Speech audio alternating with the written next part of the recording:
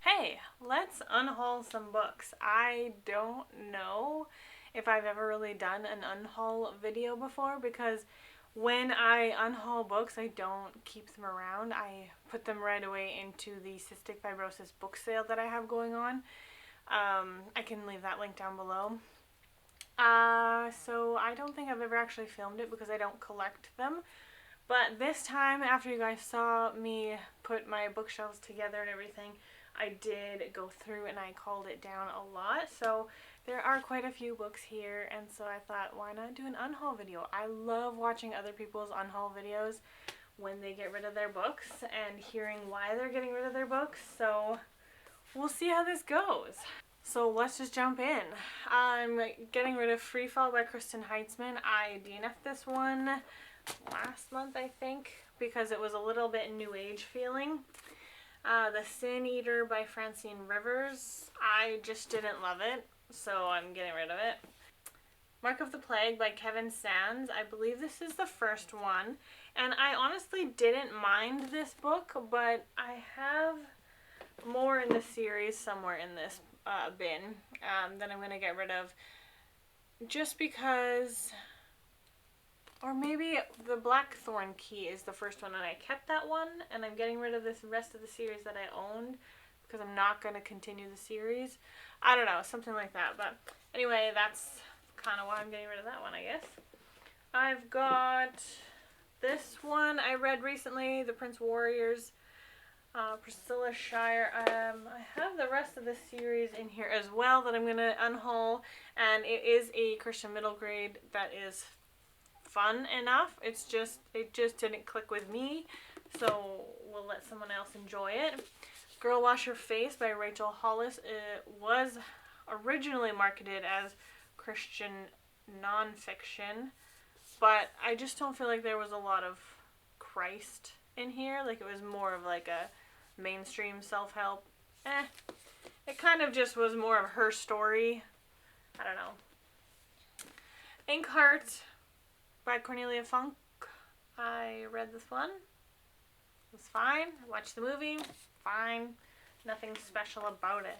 We Have Always Lived in the Castle by Shirley Jackson. I think I have read this one, and I think I own a more vintage copy of it. I think that's why I'm getting rid of this one. I can't really remember. The Extraordinary Deaths of Mrs. Cripp by Sarah Brunsfold. Getting rid of this one. Just didn't hit with me. Didn't care for it. The Scarlet Thread by Francine Rivers. I just don't think I'm really interested in reading more Francine Rivers at this point. And I think, correct me if I'm wrong, but did Oshina recently unhaul this one? And then whatever she said was like, yeah, okay. I don't think I'm needing to read it. This one I just hauled in my haul video, if you remember, but apparently I have two of them, so I don't need this one. The Confident Woman by Joyce Meyer. Just a few of the red flags in this book with like her theology and stuff. I just don't think I need it, and I can find, there were a lot of good things in here, don't get me wrong, but I just think I could find someone whose beliefs I align with a little bit more, where I don't have to like filter through the red flags to get to the good stuff. Do you know what I mean? So we're gonna unhaul that one. To Win a Prince by Tony Shiloh. You guys know how I feel about this one. I did not like it. I loved the first one. Did not like this one. So we'll unhaul that one. Let someone else enjoy it. This Pride and Prejudice by Jane Austen. You guys know I'm collecting Pride and Prejudice, but I'm more so collecting vintage editions, and this one's not. So we're gonna get rid of it. Kiss by Ted Dekker and Erin Healy. Didn't care for this one. So I think I'm just starting to like really embrace that if I don't like it, I don't have to keep it, you know? These two by Irene Hannon. I had read this one, and it was like very, very formulaic Christian suspense, romantic suspense from that 2000s era. I don't know when it was written, but it very much filled the brief, if you will. Okay, I have, man, these aren't in order. I have a bunch of Denise Hunter. I've never read Denise Hunter, but they're romance, so I'm not gonna reach for them. So someone else can have them. And then Danny Petrie. These ones are romantic suspense, Christian romantic suspense. And I've read one of Danny Petrie's books before, and I fear that it falls into that formula as well. So we're gonna get rid of those. I'm unsure whether these Ellis Peters books are like actually a series or not, but I did read one and it was good. It was good, but not enough for me to like want to read more in the series. Like it was good. I read it. Great. Let's read something else. You know what I mean? So they're good. I just don't see myself reaching for them. So we're gonna get rid of them. Here's another one of those from the Danny Petrie series. Oh, what else have we got? 20,000 Leagues Under the Sea in a vintage copy. I DNF'd this book because I was bored. And then Treasure Island, I can't remember if I started this one or not. I don't know. I don't know. It just doesn't seem like one that's gonna capture my attention. I don't know. Sometimes you get a vibe and you just go with it. Here's another Denise Hunter. As I Lay Dying by William Faulkner. I did read this one and I did not like it, so we're gonna get rid of it. Paid in Blood. This is an NCIS crime scene type Christian suspense, romantic suspense. Again, the formula. I don't think I'm gonna like it, so we'll just press on. Secrets of Harmony Grove by Mindy Starnes Clark. This is an author. Okay, this is I think it has to do with the Amish in Lancaster County. I think it is there we go, Amish romantic suspense. So I don't really read Amish fiction, and then paired with the romantic suspense. I don't know. I'm gonna get rid of these two by Misu Andrews. I don't read biblical fiction on purpose, so, and I believe I will read historical fiction set in Bible times, so like surrounding biblical events. I'll read historical fiction that way, but if it's like a fictionalized portrayal of real people from the Bible, from biblical history, I don't want to read that. So correct me if I'm wrong. Maybe I'll put these off to the side. You guys let me know. Does Misu Andrews write like historical fiction set in Bible times, or does she write like biblical fiction where like her characters are real characters that we know from the Bible? Let me know. Let me know. This is You're the One That I Want by Susan May Warren. This one is just straight up contemporary romance. I bought it because I felt like maybe if I'm ever in the mood, I'll pick it up and read it. No, that's not gonna happen. And then these other two by Susan May Warren, also the romantic suspense shtick, I'm just not into. So, what do we have here? The Proposal by Angela Hunt. I think this one is, I don't know, kind of centered around, is there abortion content in here, or like, so, yeah, I don't know. So I don't really want to read about that. The Sign Painter by Davis Bunn, inspired by a true story of a sign painter. I don't know, just the synopsis didn't intrigue me. Again, the same thing with Whirlpool. I reread. Okay, I've clearly run out of room on this stack, so I'll just stack them up here where you can see them. Yeah, so Whirlpool, I don't know. The synopsis just didn't grab me. And if any of these you think I should really give a chance, then I will. I will. So, The Baroness, Daughters of Fortune by Susan May Warren. If it's heavily focused on romance, I don't really want to read it. If it's crime or suspense or thriller, and there's a touch of romance, that's a good combination for me. The Brilliance of Stars by Janelle Selznick. I don't know. It just didn't. The synopsis. I don't know. A lot of these I had purchased when I was building up my library, and I wanted to have these books as options. But now that I kind of have been able to hone in a little bit more what I like and what I reach for and what I don't gravitate toward, it's helped me a little bit understand, I guess, my preferences. So there's a couple more Denise Hunters. I'm sad to part with these Ronnie Kendig books because I really want to read some of her books. But these ones are very military-esque, and that just doesn't interest me. This is a Nancy Mell book, Simple Secrets. Can Love Overcome Evil in the Mennonite Town of Harmony, Kansas? I don't know. I have Mennonite heritage, so like that part is cool, but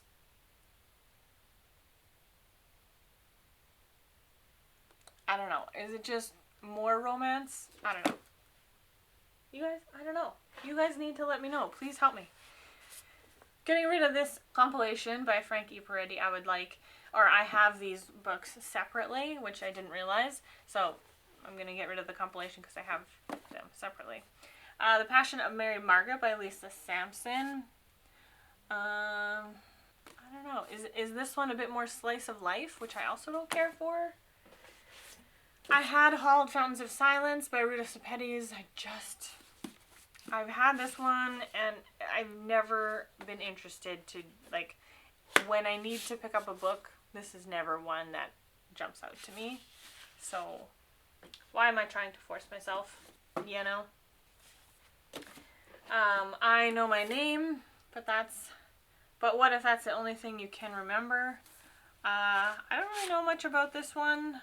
It's in first person, so I can't read it with my eyeballs, and I haven't been able to find it on audiobook, so I guess we'll just, move on. I don't know what else to say, you guys. I have this cool pop-up book of Cinderella, but I don't really collect this kind of book, so we're going to get rid of this one. I know, I'm so sorry to those of you who love this series, but I did try the Mysterious Benedict Society. It just did not click with me. I tried it. Maybe I need to try it again. I don't know, you guys. Scream at me in the comments. Will I like this series? If I tried the first one and it didn't do anything for me. I picked up the Book of Negroes because I watched the TV series. I don't know who put it on. I don't know who filmed it. You guys remember? And that was really, really well done and good. And so then I was like, well, maybe I'll read the book then. But oftentimes, if I've watched the movie or the TV show, I'm less inclined to read the book because I've already consumed the content in one media form. So, I don't know. Do you guys feel the same? If you've watched the movie or watched the TV show first, are you still interested in reading the book? Let me know what you guys think. Then, The Clockmaker's Daughter by Kate Morton. I've had this for years. It's never interested me. Why not move on? The Blinding Knife by Brent Weeks. This is the second book in the Lightbringer series, which I did not mind the first book. I started this other series, I DNF'd that one very quickly, and I've heard like a lot of bad things about this series, so I'm probably never going to try it again. I think I will keep the first one around because I've read it and I liked it enough. Furies of Calderon by Jim Butcher. I thought I would have this around because Jim Butcher was quite popular in the secular market a couple of years ago on BookTube. So I thought I would try it, and I didn't want to read his more famous series because that premise just didn't interest me. But you guys, I'm not going to read it. I'm just not going to read it. Around the World in 80 Days. I just don't like this cover. 20,000 Leagues Under the Sea. This is the second edition I have. I love this cover, but again, I DNF'd it, so why keep it? I don't know. I might second guess myself on this one. We'll see. War and Peace 2, which I was like, oh, there's a second to War and Peace, but then someone clarified that no, some publishing, sometimes it was published in 2 parts. So War and Peace Part 1, War and Peace Part 2, this is Part 2. I already have the full book in 1 book, so I don't need Part 2. I thought it was a sequel, so we can get rid of that. Crank by Ellen Hopkins. This is a book in verse, which has never really been my cup of tea, and I've had this for many, many years, and I've never picked it up. So we're gonna, move on. Love Wins by Rob Bell. I read Love Does by Rob Bell, and I had some issues with it, so I don't think I want to read more Rob Bell. Charlotte's Web by E.B. White. I bought that because it's a classic in my kind of generation, I guess. And I never read it as a kid, but I know like lots of people did. And I just don't have any interest in it. I've never even watched the movie. I know enough of the story just from, being out in the world, but I just don't have an interest. Listening for Lions by Gloria Whelan. Don't have an interest anymore. The War That Saved My Life by Kimberly Brubaker Bradley. I heard lots of good things about this in the middle grade community a couple of years back, but I don't like war stories, so why do I have that? I'm not going to read it. Oh yeah, and then here's some more of those Ellis Peters books. And these 2 are from, actually there is another one. I don't have it here with me, but these 2 are from my 24 Books During 2024. I started this one and I DNF'd it. I was bored, so we're not going to read it. And this one I've had on my list for quite a few years, and I've watched the movie, so I'm less inclined to read the book. Let's just accept that I don't really want to read this book. So we're going to put it on the sale pile. So that is my UNHAUL stash. What do you guys think? Please, please, please weigh in. Let me know. Is there something here that I need to give it a second or third or fourth chance? Is there something here that you think I would love? Or have I misinterpreted some of these genres or what they're about? Let me know if I need clarification on my assumptions on some of these. Most of them are unread, so, I don't know all of the content or most of the content.